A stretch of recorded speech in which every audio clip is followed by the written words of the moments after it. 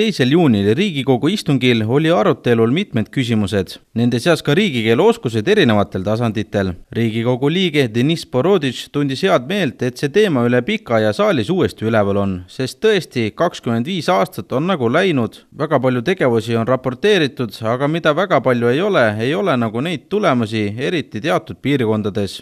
Nii et probleem on. Ja ühte poolt, nagu sa ise nagu tsiteerisid, nende erinevate asutuste juhid justkui nagu teeme ja nagu raha on, mõnikord mulle tundub, et just selles valdkonnas, nii nagu mõnikord ka teistes valdkondades, et nagu raha on rohkem nagu kui mõistust. Sest sa ise ütlesid, et näiteks toodi välja, et põhikooli nagu keeletase jätab soovida.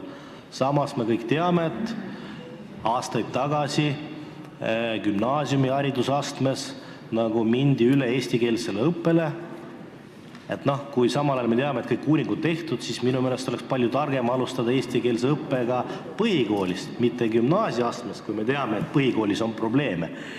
Et tõesti, võib-olla ainuke lootus ongi see, et erinevatest poliitilistest erakondadest need esindajad, mis sa nagu mainisid, et teil käis see nagu komisjonis see teema ülevalt, et võib-olla tõesti, kui apoliitiliselt võtta see teema ette, markeerida need kitsaskohad, töötada läbi need lahendused, võib-olla see annaks tulemust. Et siit küsimust, et mis selle otsuses ma ei lugenud välja, et mida otsustati selle, ma ei tea, selle töörühma osas, millal see rakendub ja kes siin hakkab kuuluma? Aitäh! Nii, suur tänu selle sõnavõtu eest.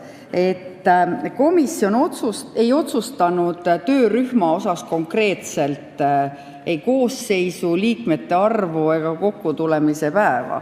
Põhimõtteliselt leiti, et see on oluline, aga nüüd tulnud Haridus-Teadusministeeriumist tulnud lisainfo alusel saime teada, et 25.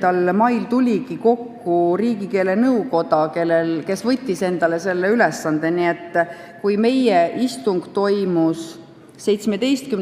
mail, siis nädala pärast tõepoolest mittepoliitilised organisatsioonid sellise koosoleku maha pidasid, et võib-olla on mõistlik lisanduda sinna kultuurikomisjonist kellegil näiteks esindajana sellesse töörühma, mis on siis Haridus-Teadusministeeriumi juures nüüd loodud.